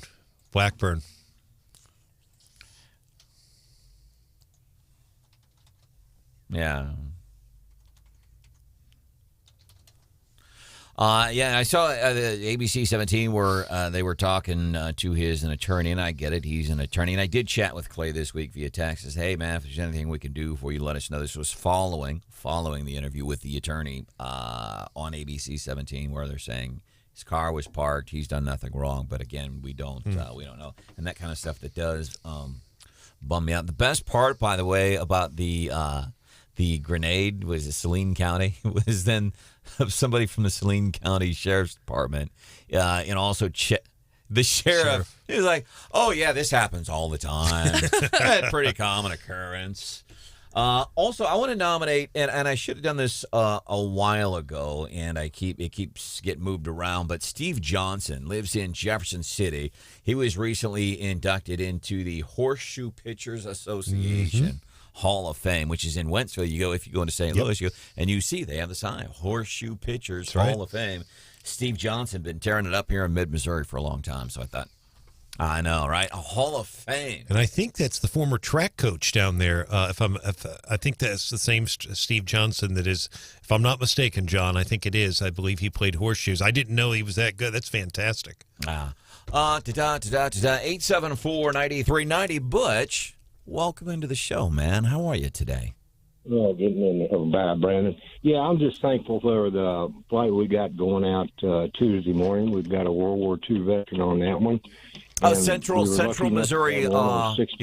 Central Missouri Honor Flight is what Butch is talking about. Central Missouri Honor Flight, big project we've been involved in for a long time. They were in existence before we ever got involved. We take veterans, any service members, we fly them to D.C. for the day. I've been on one of those trips. Phenomenal. Which number is this going out Tuesday? 65 will be 65. I think this will probably be the last one for this year, with cooler weather coming on and everything, Brandon. But I just really happy about the World War II guys getting on it. And I like to say something. Brian Houseworth, he's a heck of a reporter, very professional, and keep up the good work. And all of you all take care there, and I'll talk to you later, Brandon. Godspeed. Thank you so much. I appreciate the kind words. I do have one more nomination, Brandon, if I may, very quickly.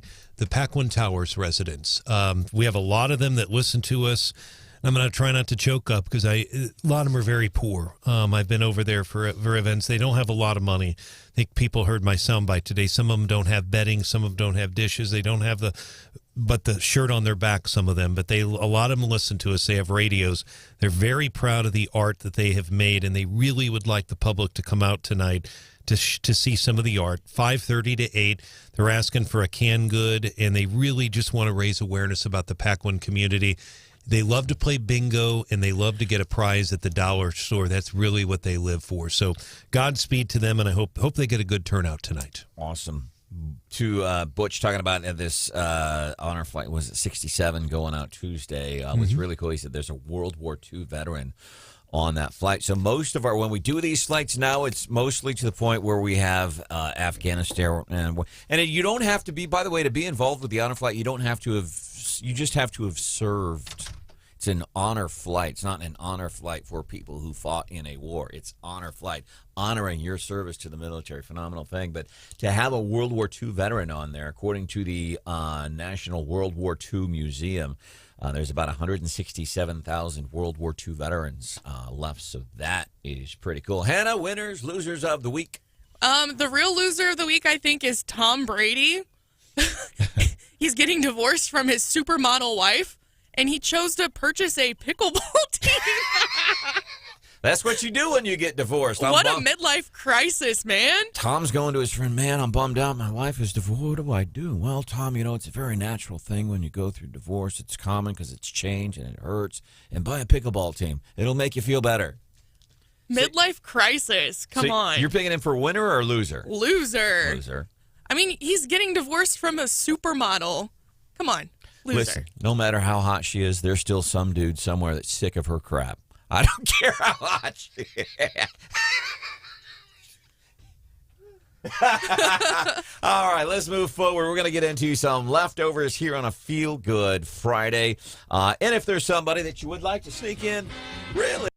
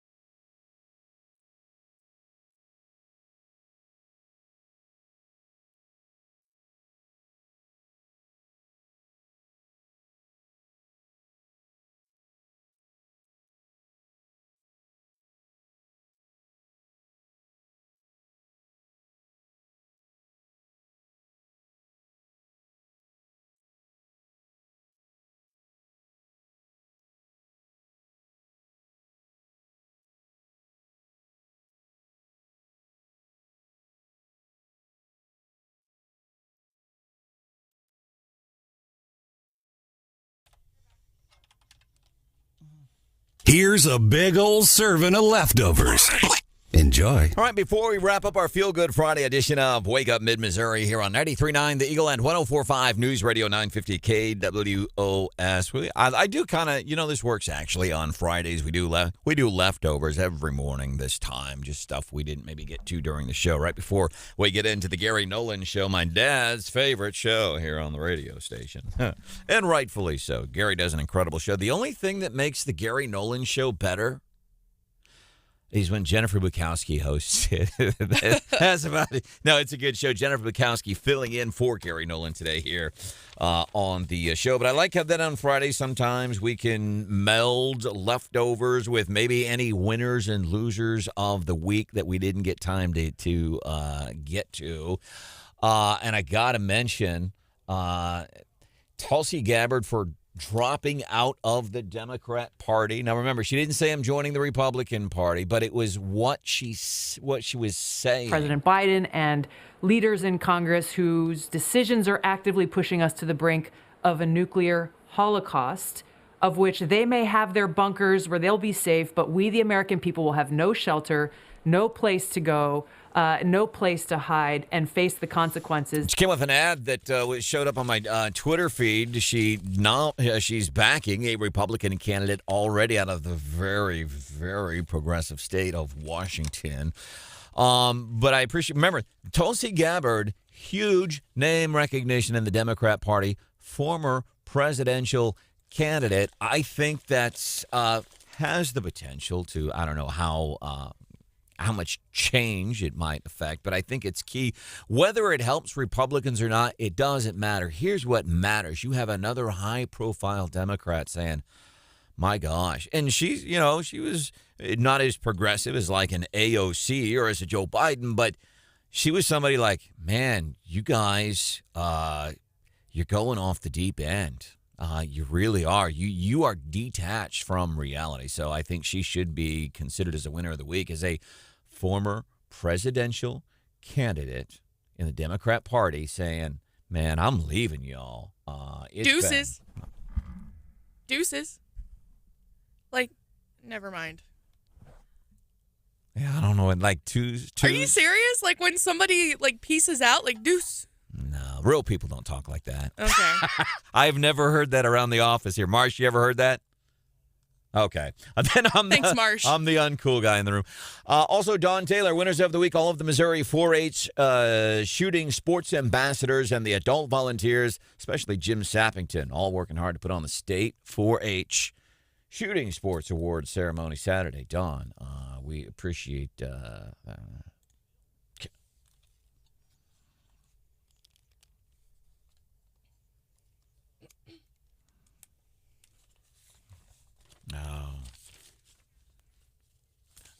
Man, how cool is that? All right, did we get?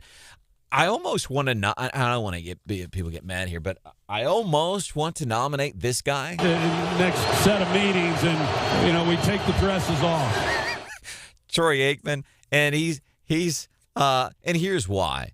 And Hannah, and I thought Hannah had a great take on this. You're watching Chiefs Raiders the other night, and Hannah was not in the slightest bit offended by this.